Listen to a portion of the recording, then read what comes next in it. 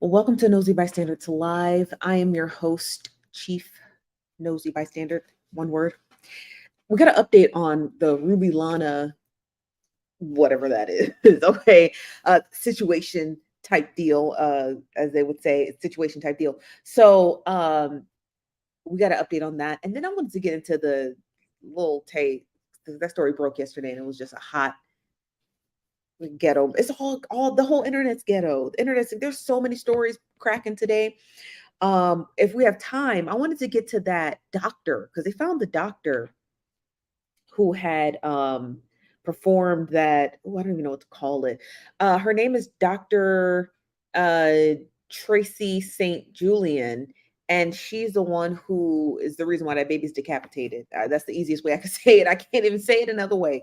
And she's black. So CBS News reported that today that they found the doctor because a suit was filed in her name and she happens to work at the hospital. So CBS News just put two and two together. So they she's being sued. I want to talk about that story. That story is crazy because apparently they were trying to hide it from her.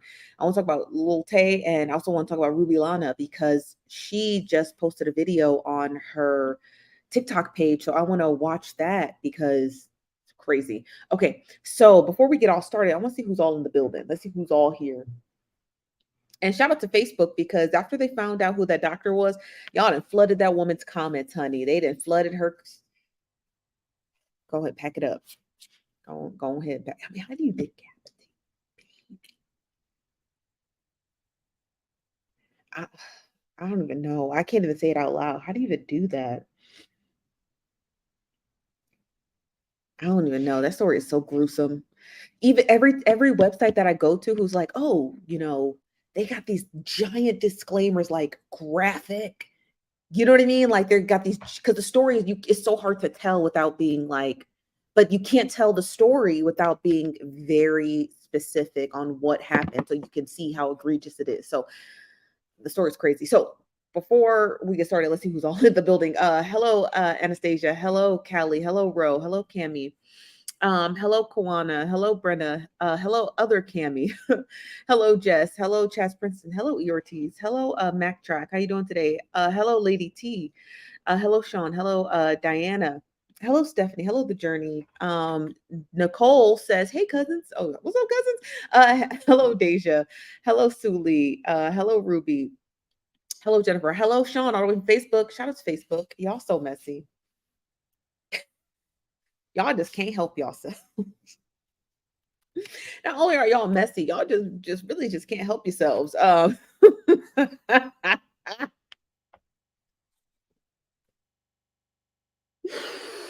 It's the messiness that comes with Facebook. Facebook is just inherently mess. And Facebook is not like Instagram mess where only the celebrities get highlighted in the mess or like TikTok where all the influencers are highlighted in the mess.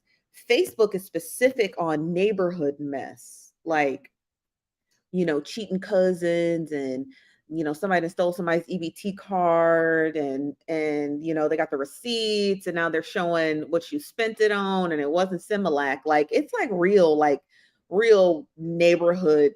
I like it though. So I ain't no hate. I love the neighborhood mess, honey. This from Kirsten says it's a common risk when you give birth to a child. It is a common risk, but if it's a common risk, then doctors should already have protocols in line to alleviate that risk. Does that make sense? Right. So it's not like someone says, oh, she went skydiving and she died. It's like, yeah, a common risk of skydiving is, making sure your parachute could potentially not open.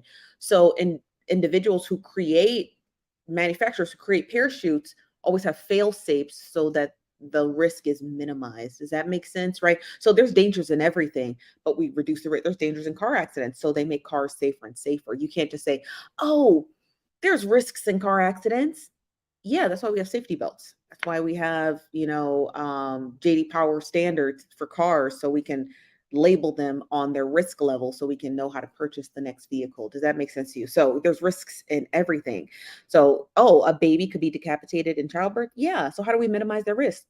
Well, we look at the mother, we look at the mother's physique, we look at the mother's bone structure to make sure that she's perfectly dilated, as well as her hips have, her hip bones have completely detached, and which is part of natural childbirth, in order for the baby to be able to fit through the canal. They already know the canal's narrow, right? They're fully aware there's a narrow canal, but they're like, okay, well, the mother has these set of risks.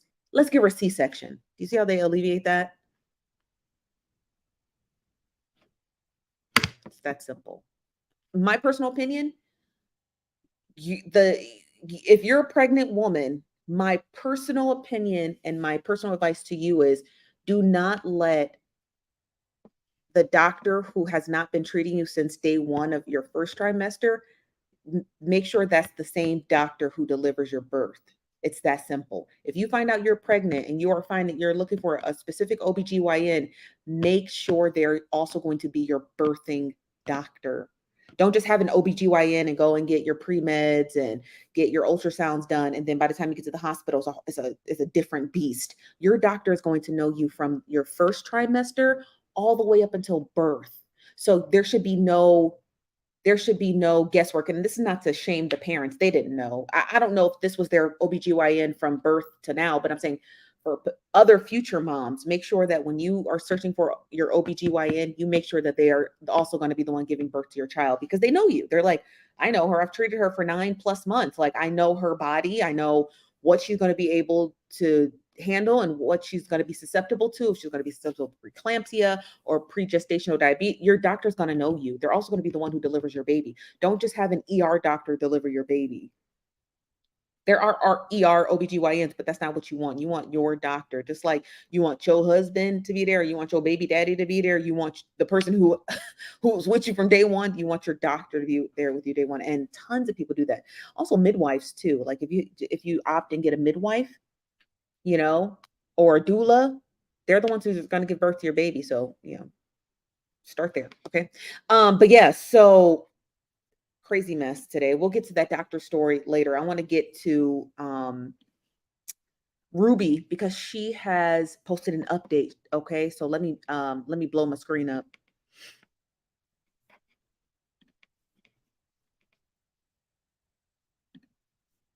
You guys, Rrubee Lana just posted on her page. So let me play you the video here. Hi everyone, so I just wanted to come on here to let you guys know that I am in complete access to all my accounts. I cut ties with everything that was going on. I'm back home. As you guys can see, my stuff is hung up in the back after living out of my suitcase for 2 months. But God is still getting all the glory because he still had his hand over me through this all. And everything that the enemy meant for bad, God is going to use for good in Jesus' name. Thank you all for all your prayers. Thank you for everyone who's been messaging me and everything. At first I really couldn't believe it, but your prayers and everything is what opened my eyes. The Lord heard your prayers, so thank you, Lord. Thank you, everyone who prayed for me.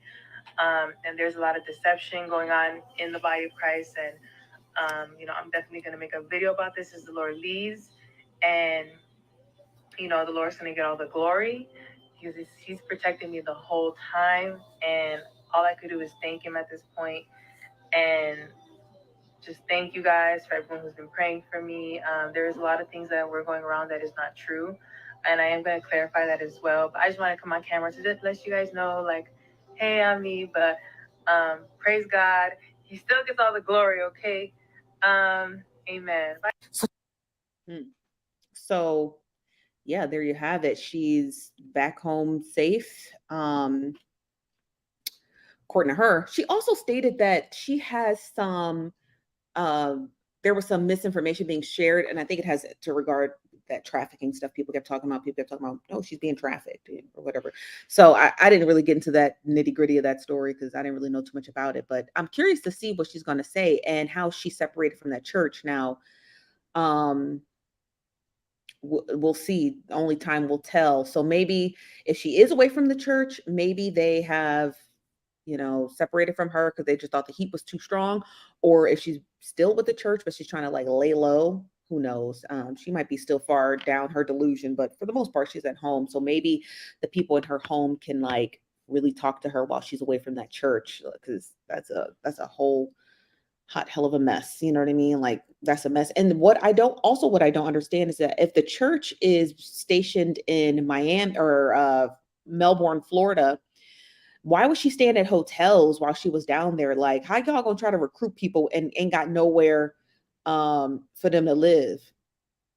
Because I don't think it's about the recruitment. I think it's about trying to get their money, trying to get their monetized platforms. That's what I think. That's my personal opinion, but okay. But there's the Rrubee story. Now I want to get to Lil Tay because TMZ posted an update on Lil Tay, and the story's just so crazy. But let me get to some of your comments first. This from Renee says, I was trying to follow that Rrubee story, but I was so confused. She is a large content creator and she started her spiritual journey about a year ago. She ended up being recruited by a small town church, a small town digital church, and they were making her say all kinds of crazy stuff on the internet, like she's going to delete her social media, and that she was required to block her family. And then the reason why Black China got into it, because people couldn't understand, why was the church following Black China of all people across social media? They thought that was even more strange. So yeah, that's really the gist of it. But people were advocating for her to go back home because she don't know these people. She don't know nothing about these people. People were calling them false prophets. People were saying that they were trying to recruit them too. It was just a whole mess. So it's probably best that she went back home. That's really that's really that's really it in a nutshell. She shouldn't have been with them to begin with, because who are these people? These are complete strangers to these people, to her, So like, but that, I hope that sums it up. So I want to get to Lil Tay, Lil Tay. She's also another social media influencer who's only 14 years old and got her name to fame when she was about 9 years old, making these, I thought they were hilarious videos with her brother, talking about how she's rich, she's a rapper, that she like, whatever, just spoof videos. So she ends up stopped producing content for 5 years, and people were just curious, like, whatever happened to her. Her brother, Lil Tay's brother, created a GoFundMe and said him and his mom had spent upwards of $750,000 in legal fees because her dad had taken custody of her. Her father had taken custody of her and was blowing all her money. Now remember, Lil Tay has monetized social media account again, with the social media accounts and grifters coming out of the woodwork.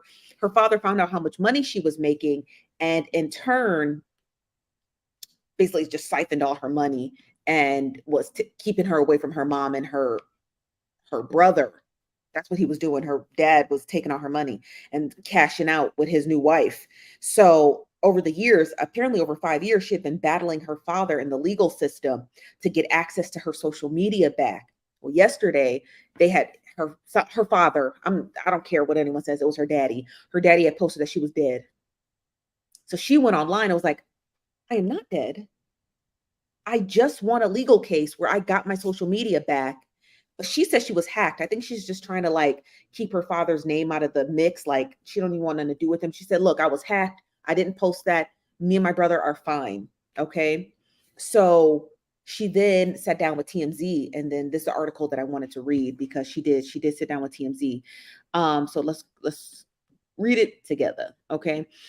So she starts off and it says, social media personality Lil Tay is very much still alive, claiming her Instagram account was compromised and used to spread jarring misinformation about her and her brother's death. In a statement provided to TMZ, Tay's family tells TMZ that, I want to make it clear that my brother and I are safe and alive, but I was completely heartbroken and struggling to even find the right words to say. It's been very traumatizing 24 hours. All day yesterday, I was bombarded with endless, heartbreaking, tearful phone calls from loved ones, all while trying to sort out this madness. She says that my Instagram account was compromised by a third party and used to spread jarring misinformation and rumors regarding me, to the point that even my name was wrong. My legal name is Tay Tan. I think it's pronounced Tan, not Claire Hope. Hope is her father's legal last name. His name is Chris Hope. So she said that somebody had hacked her account. I don't think so. I think it was her father. I think she just doesn't want to, I think she just doesn't want to implement him in anything because she knows that he's a dangerous individual, and he is. Her father's a completely dangerous individual. If you go to the GoFundMe page, which I can't even post because all the photos are incredibly graphic, but all of the abuse, sending her to school with moldy food and ripped up holes in her shoes, refusing to pay her mother any child support because he didn't authorize her to be sent to school with a fresh lunch. That's what he said. That is what he said to the wife. She posted the screenshot. He said to his ex-wife, if you continue to send her to school with food, I'm going to deduct $10 a day from child support. That is what he said. So he was psychologically, you know what I mean? He was psychologically torturing her, her mother, and her brother. And somehow the Canadian courts gave him custody of her. Insane. So I think the father is the one who hacked her account. That's what I think. That is my personal opinion. And here's why I think the father did it. I think the father did it for a number of reasons. Her social media accounts are monetized. And according to the brother and all of the information he posted on that GoFundMe, he posted that GoFundMe in 2019. According to the brother, her social media accounts makes millions of dollars a year. Probably through brand deals, posts, monetization, AdSense, you name it. Okay.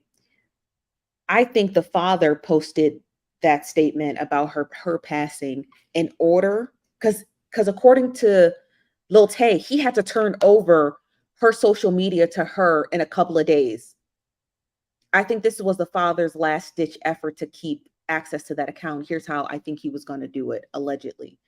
I think that he was going to post that she died, then send over some probably doctored documents to Meta, who owns Instagram and Facebook, and turn her private Instagram page into a public tribute page.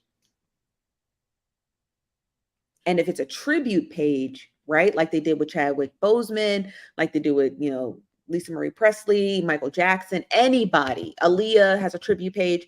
When a celebrity or a person dies, if you give them the right documentation, they will turn your normal regular page into a tribute page where you can manage it. Right? If your granny dies and you want access to her Instagram page, you would submit the right paperwork to Instagram and they'd be like, okay, you now have access to her page. It is a tribute page now. And now you have access to it through monetization and everything else. That is what I think her father was trying to do. Turn her page into a tribute page so that he can still maintain control of it. I think it was a Hail Mary last ditch effort that he was trying to do. That is my personal opinion. And when it didn't work out, when people started calling her like, hey, are you dead? And she's like, what? But knowing that her father needed to turn her social media page over to her. That's what I think. Or the second thing that somebody else has said, this is not my theory, but this is somebody else's theory. Somebody else said that they think the father did do this, but to reignite any AdSense on the account. So to boost it up again, get it going viral, get people to watch her videos, get people to watch, understand what I'm trying to say? So resubscribe to her page, refollow her page, like, click, and share her page to reboost up her AdSense. I said, that's actually genius. It's actually genius. You know what I mean? That's what I think. That's my personal opinion. But she's not dead. She talked to TMZ. She's very much alive, well teenager. And she said that she wants to share her story. Now, when, I don't know. Don't ask me. Okay. But just follow her page and keep a close eye on it. Let me get some of your comments. This is from, is it Quinzel? I hope I'm saying your name right. It says 100%. This is the father's my heck yeah. He said, that's so evil, very evil. This from Jade. Nicole says, so does she live with him currently? I don't know. I don't know. She never stated that. Seems like she doesn't, in my personal opinion. I don't think she does at all. But again, I don't know how custody cases work in Canada. So I don't know if 14 is enough where they say she has a right to live with who she wants. I don't know. I don't want to know. You said, I want to see video proof of life. I don't think TMZ would publish a story if they didn't confirm or FaceTime her that they talked to her. Does that make sense? I don't think because when TMZ first found out she was dead, they published it, then they took it down. And then when they reached out in this article, they said they reached out to the Vancouver police. And then they also reached out to individuals who are known relatives to her who got TMZ in direct contact with Lil Tay. So I don't think they're gonna. Does that make sense? I don't think they're going to lie about her whereabouts. This from Meeks says, yeah, I thought it was to get people to revisit the page too, because why people get YK people get more love dead than alive. Yeah. Yeah, no, I agree. You said so how did he think this was gonna fly? Is she homeschooled? I don't know anything about this girl personally, Jade. I want to just make that clear. I don't know nothing about her personal life. I don't know nothing about her extracurricular activities. I don't know if she's in school. I don't know if it's homeschool. I don't know if it's public school or private. I have no concept of this girl's private life. I just know whatever statement she released and spoke with to TMZ. That's it. So I can't, don't ask me. You got to do the digging yourself. All I know is that in 2018, her father filed for sole custody of her and won. Over the years, her brother and her mother have been trying to get custody of her back. If you check out their GoFundMe page, they literally timestamp their entire, what's it called? Their entire history of trying to get her back. So you'd have to check that out yourself. Okay. You said, yeah, your theory and other theories honestly make the most sense. Because why else would he do it? You know? And now I understand that she's trying not to implicate him, like saying, oh, my father hacked it. I think she's just trying to keep her distance and say it was a third party hacker. You know what I mean? Like just to make it's a clean break from him. Does that make sense? Trey said, he made her post that mess, then turned around and made her post that her page was hacked. Horrible, horrible person. I don't know if he told her to say that because he stated to XXL Magazine, her father, that he didn't know she was dead or alive, which makes me believe that does not live with him. That's the only indication that I feel as though she doesn't actually live with him because he's told XXL Magazine, I don't know if she's dead or alive. So makes me believe she probably don't live with him. You know, that's what me personally, that's my personal opinion. It's from Sherelle. What's up, Sherelle says, but her dad had to know that she was going to find out that's strange. Yeah, he did. So, which makes me believe that the theory of him trying to reboost engagement on her page, you know what I mean? That's what makes me believe that. Like he was trying to boost up engagement because that makes more sense, right? To post something like that. And also, if you just look at the GoFundMe page, I can't post it here, you guys. Unfortunately, it's way too graphic because they have a lot of graphic imagery in it. But if you just type in Lil Tay GoFundMe, you'll read, it's very long and detailed. And the brother, shout out to him because he did a really good job detailing everything that was going on with her. But I think that the father is just an erratic person, like, and when when the brother chronicalizes how much money was spent, like boats, houses, he shows Gucci, Louis Vuitton vacations, and he listed all the vacations. And he said her daddy was not doing this before she got famous, but he was going to Dubai, Egypt, Lebanon, Turkey, the Bahamas, Turks and Caicos. And we're talking about in the span of like 1 year, he was taking all these vacations. So if he is an attorney, he wasn't an attorney and like he should have been. Okay. He wasn't. And someone tried to make the argument like, oh, he's an attorney, he's rich. If he's rich, then why did he care how much money his daughter was making? And why was he so pressed to get access to her social media pages? He could have simply just took custody of her and had the courts had the accounts deleted. He didn't care about that. He cared about that money. That's what he cared about. He cared about that money. That is what he was after. He didn't care about that his daughter was doing that. He wanted the money. And then he wanted to pretend like, oh, I don't want my daughter on social media, doing all this reckless stuff. Then why didn't you delete the account? Why didn't you delete her YouTube? Why didn't you delete her Instagram? Why didn't you delete her Facebook? Why'd you keep all those accounts active? Because you did care about it. You cared about how much money it was generating. And that money is pouring in. Trust me, I know it is. I already know it's pouring in. You know what I mean? It's the bottom line. Money talks. Money does talk. Money does talk. Now, a mess. This whole story is a mess. Um, Vision. Oh, I got a dental appointment tomorrow. I'm like, what is that? Okay, so I wanted to switch gears because I want to talk about that baby story. Hold on one second. Let me pull it up.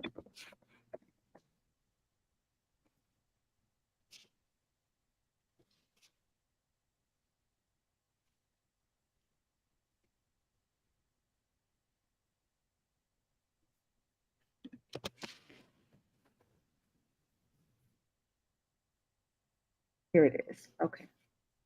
Share the screen. All right, so here is the story. I wanted to get to this story because I just found out about it not yesterday. I found out about it a couple weeks ago.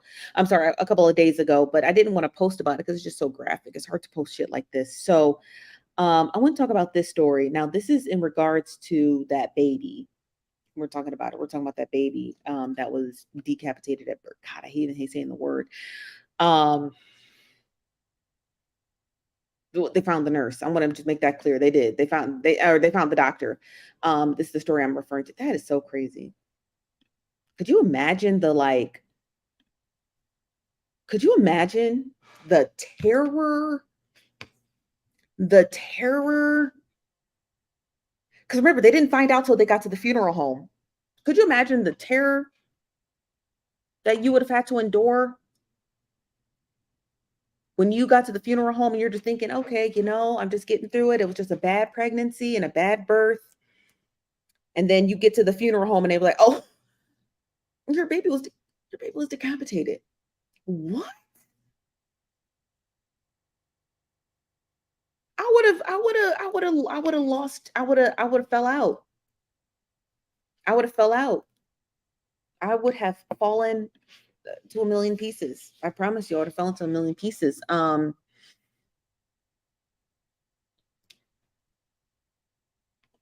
I want to get to the story. So they found the nurse, y'all. Okay, so it says a doctor used too much force and a Georgia woman's baby during delivery, according to the lawsuit attorneys filed. The baby's mother and father, Jessica Ross and Travion Isaiah Taylor Jr., attended a news conference in Atlanta where their attorneys announced the lawsuit. Nightmare. In a quote, they said they were so excited about the birth of their first child.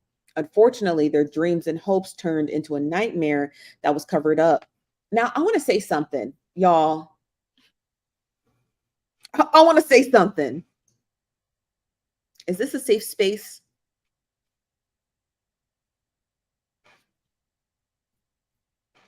Okay, so don't come for me, but this is just like the spiritual, not the spiritual side of me, but how people be talking about generational curses and how your lineage can be cursed. They always talk about it with Whitney Houston and Bobby Brown, and how Bobby Brown was the curse. That's why Whitney and her daughter are gone, because it was just her entire lineage is gone. Her and her child are dead. I'd be thinking about stuff like that, like when stuff like this happens, you know what I mean? I'd be thinking about stuff like this. Is this I'd be thinking about stuff like in the Bible, is that true about wiping out entire generations? I remember there was a story. It was this guy. It was he was in Kalamazoo, Michigan, and he was an Uber driver and he had killed a bunch of people while he was driving an Uber. It's a very famous case. And he had killed the father was this dad was at a dealership with his two sons buying one of them a car for their birthday or their graduation present, something like that. And they were just, how you buy a car, you're at a dealership, you just kind of hanging out while they finalize all the paperwork. And the Uber driver killed the father and the two sons, and the wife and her three daughters were at home. And I was just like,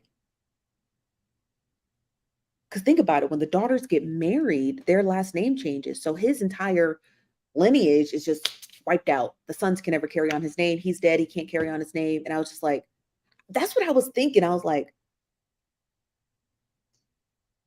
you know what I mean? I'd be thinking about stuff like that. I don't know if I'm I don't know if it's too much, but I'd be thinking about stuff like that when I be hearing because if this happened to me, I would go somewhere and sanctify myself. You know, I would go somewhere and sanctify myself. I'll be like, because what are the odds? So I'd be thinking about stuff like that. Like, God, it's a horrible, horrible thing. You know, like I don't know. That I was thinking about that when I read the story. I was like, God damn. You know, yeah, that's what I was thinking. And I don't want to say this about this family. This is not in regards to this family. Let me correct myself. But I'm saying I'd be thinking about stuff like that when I'd be hearing like children passing or fathers and their sons all passing. This one woman I follow on TikTok, the same thing happened to her. Her husband and her son both died. And I was like, does that mean something? I hate to sound morbid, you know what I mean? But I'd be thinking of stuff like that. I'd be like, ooh, is the Bible true? You know, I don't know. So let's get back to the story. That was just my little conspiracy theory. They called to I'm sorry, let me continue. It says calls to St. Julian's office, who is the doctor, went unanswered, and an email message was not immediately returned. Associated Press was not able to determine whether she had an attorney. They're talking about that doctor, honey. It says a Southern Regional said in a statement that it could not discuss this because of blah, blah, blah, blah, blah, blah. You already know that. It says, according to the suit, the baby got stuck during delivery, but the doctor, Dr. St. Julian, delayed a surgical procedure and failed to seek help quickly. Instead, she applied excessive force on the baby's head and neck to try to deliver it. According to Roderick Edmonds, the attorney, who is also a physician. Oh, their attorney is also a physician. Shout out to him. It says roughly 3 hours passed before St. Julian took Ross 20 for cesareans at 23 hours.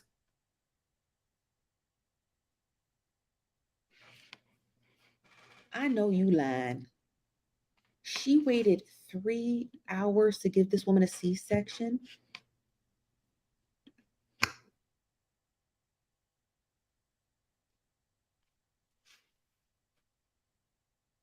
They need to put her in jail.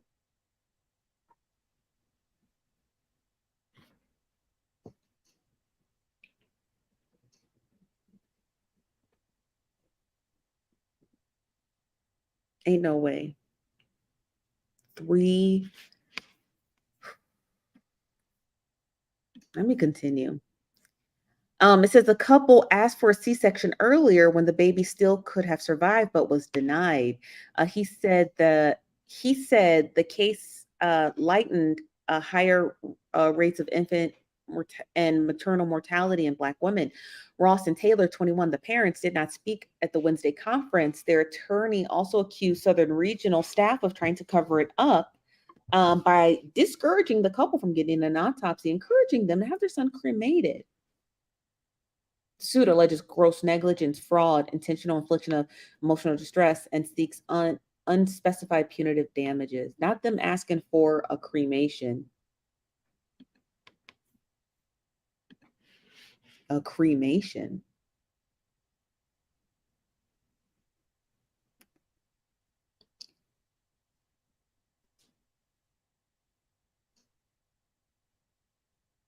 And tried to deny them an autopsy.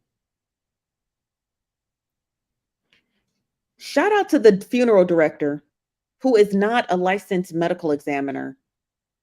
Which, well, we don't know. I don't know. They could be. Sometimes they are. Sometimes they are. Sometimes medical examiners go into the funeral business because, you know, they don't have to like write a whole bunch of reports. They just get to lay the people to rest. So I don't want to say that. I don't know if the funeral director or the mortician, I don't know if the mortician is a medical examiner, but the fact that shout out to the mortician, honey.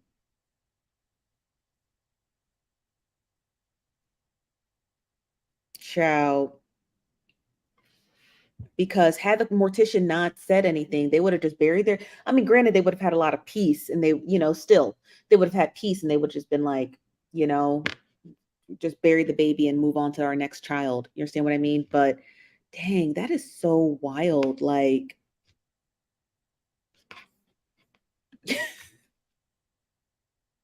and the nurses, not just the doctor, too, the nurses, too. The nurses also encouraged the cremation. The nurses too. They should all lose their licenses, in my personal opinion. Because what are you doing? What are you doing? You know, just cremating babies. Come on now. The lawsuit, yeah, it could ruin. I mean, is it a local hospital or a private hospital? Let me see. What's it called? What's the hospital called? Southern Regional Medical Center. Hold on, let me look it up.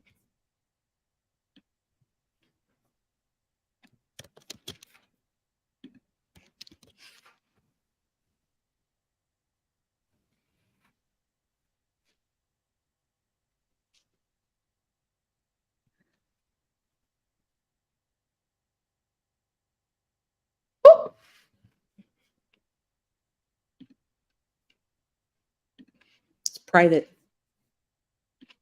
It's a private hospital. Southern Regional Medical Center is a not-for-profit acute care hospital, and the members of the Primary Healthcare Foundation, a 501c3 public charity that serves residents throughout the Riverdale and surrounding region. Yeah, it's private. They're going to be out of business.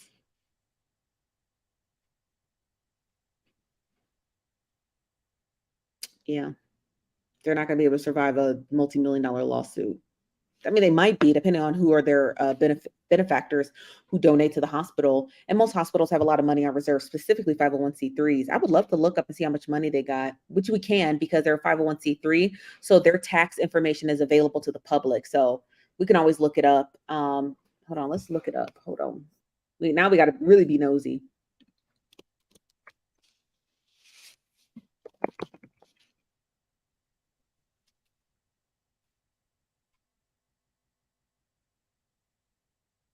All right, let's see how much money they brought in.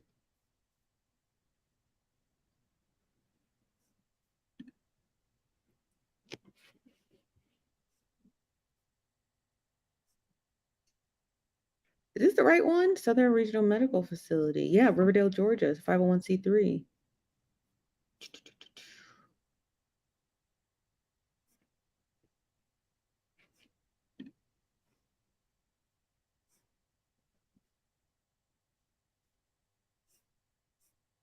A little skimpy.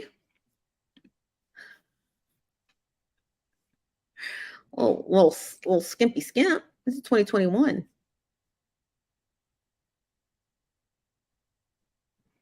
Their beginning revenue was $430,000. The end of year revenue was 404. Do they have any money on cash on hand? Let's see. Golly, not a lot. Oh, they're going ahead and close this hospital for good, honey. They don't got no money.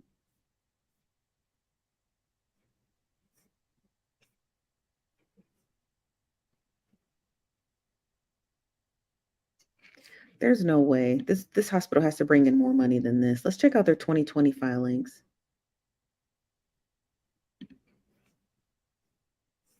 It's 2019 filings. Jeez Louise, this is hospital broke as shit, y'all. This hospital is broke.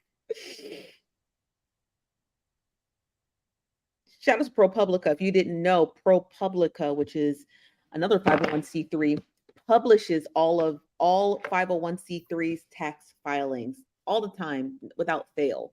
So shout out to ProPublica. Support ProPublica. Okay. Support public media. Support public media. Okay. So yeah, this hospital is pretty broke. I don't think they have a whole lot of money. So this lawsuit, if they win it, is going to put them out unless they reach out to their benefactors and have them pay the settlement. But good Lord. You said 2.3 rating review. I'm not going there anyway. Don't go to private hospitals. It's that simple. Support public hospitals. That is what your tax dollars are for. Your tax dollars are for the public. Okay. That is what you're to do, right? Shout out to the Cleveland Clinic and places like the Mayo Clinic. Those are private hospitals. And yes, they have some of the most world-renowned physicians and things of that nature, but you should be going to public hospitals. You should be supporting doctors who work for the public and nurses who work for the public, and you should be funding and going where your tax dollars are. Because the more you go to private hospitals, the more shit like this gets swept under the rug, because this would never happen at a public hospital. Not in a million years, because there's too much oversight. Okay, so support public hospitals. Support all things public. You shouldn't be supporting private anything. No how, okay? Okay. Shouldn't be supporting private nothing. No how. Got you? Okay, good. All right. So yeah, wow, this whole story is just sad and crazy. I mean, that poor woman, like that poor woman. Jeez Louise, like my word. Um, my word. This the I don't know what they're gonna do. I don't know what's gonna happen to that doctor. I don't know what's gonna happen to I don't really know what's gonna happen at the hospital. I don't know what's gonna happen, but I think the boyfriend and girlfriend, I think they'll be okay. But hopefully they are able to get the help and aid that they need. You understand what I mean? I hope they can get the help and aid that they need to go through this, because that's got to be so difficult to have your baby that you're preparing and wanting to take care of and you've been waiting for to just be stripped from your hands. You know what I mean? Like, I think that's the most heartbreaking part, is that the baby was just stripped from them. You know what I mean? Like, that's sad. It's sad. But I mean, that's all I have for you guys today. I got nothing else. We'll be back tomorrow, 5 p.m. Pacific, 8 p.m. Eastern, here at the Nosy Bystanders Live. I'm your host, Chief Nosy Bystander. You guys, you have a good night. If you see any more news, send it to us. We like to read it, okay? Again, I'm your host, Chief Nosy Bystander. You guys have a good night, okay? Bye-bye.